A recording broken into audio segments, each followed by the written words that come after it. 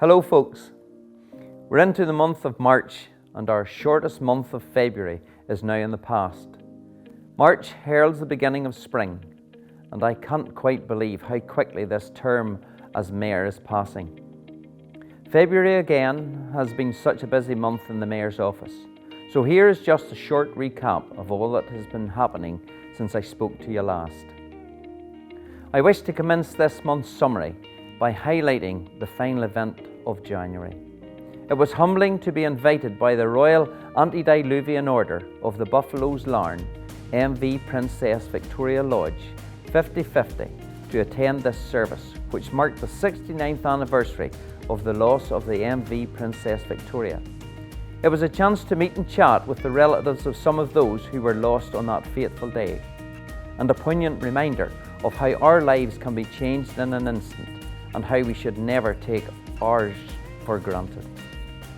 The start of February saw the securing of £70,000 worth of deer of funding by Council to restore in partnership with RSPB a peatland site just outside Carrickfergus.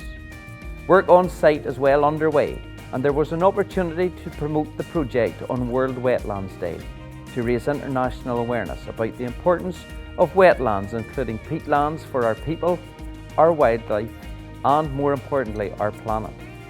On a business footing and looking to the future, I was delighted to attend the launch of the Hydrogen Academy. This first of its kind project for Northern Ireland will support the development of a new, highly skilled and dynamic workforce.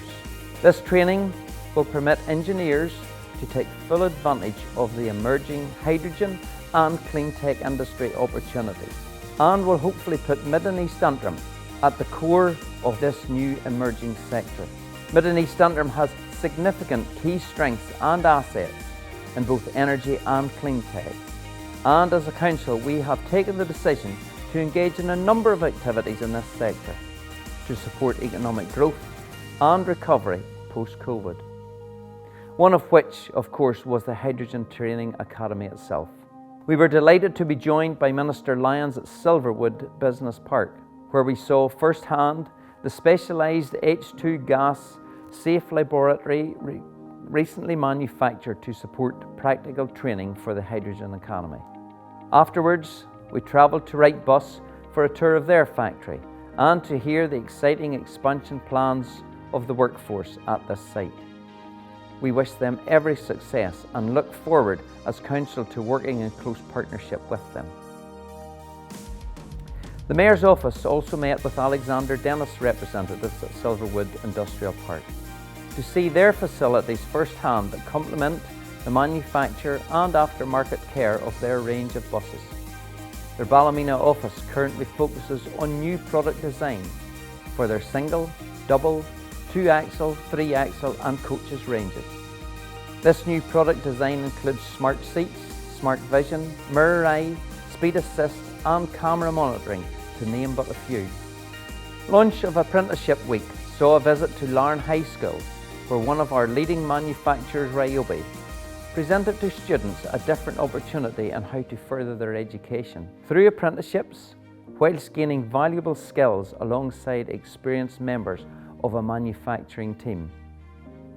Moore Concrete, another example of one of our prestigious manufacturing firms, delivered an event at their site for the Manufacturing Task Force to showcase their offering in this field of training and further education as well.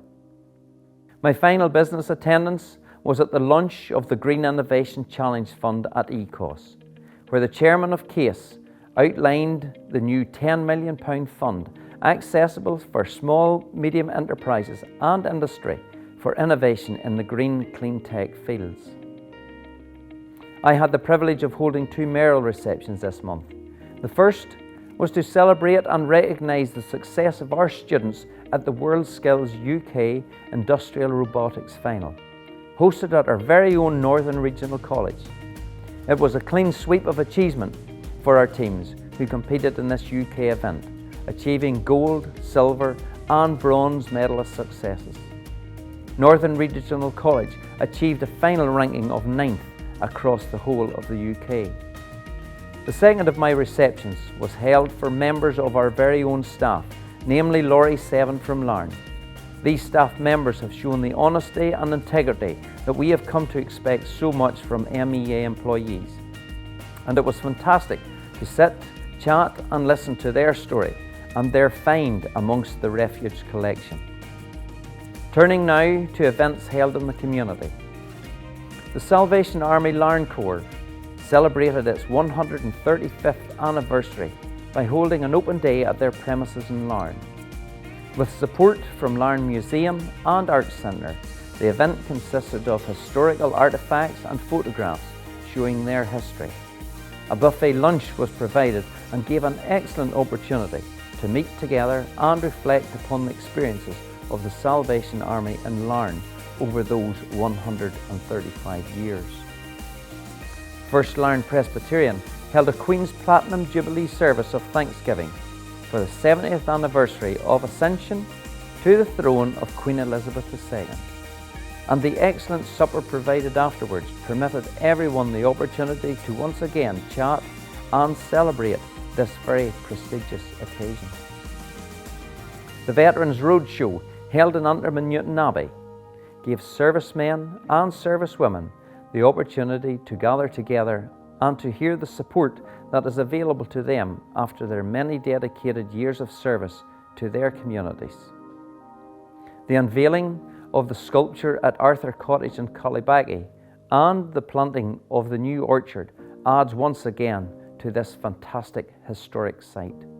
We saw the additional lunch of a number of chatty cafes in Larne and Carrickfergus, adding once again to the community efforts to give a safe place to meet and chat and a reassurance for those still feeling vulnerable as we emerge slowly from the COVID pandemic. The end of February brought the Mayor's office the opportunity to attend the Captain's Feast, an event held at the Machramorn Estate, and it saw the combination of a wonderful meal and superb enactment of history of the region played out by artists who held our attention as they highlighted through drama the special times that shaped our past. Dalriada Legends also held a wonderful event in the Londonderry Arms Hotel in Carnlough, where stories of our past were told in an absolutely mesmerising way, capturing the audience through music and verse. In Mid and East Antrim, we have such a wealth of talent that must be highlighted, shared and celebrated. Thank you once again to all who invited the Mayor's office into their events. And as I commence the final quarter of my term, I look forward to seeing many of you again, and perhaps some of you for the very first time. If anyone would like to contact the Mayor's office regarding any event promotion, the details are included below. And for anyone who wishes to donate to either of my two chosen charities, the Northern Ireland Hospice and the Royal Irish Benevolent Fund, a link can be found to give directly. I look forward to giving details of an exciting fundraising activity completed by myself for these deserving charities. Your generosity is always very much appreciated. Many thanks to all those who permitted me to share in their celebration or event, and I look forward once again in the next busy month ahead.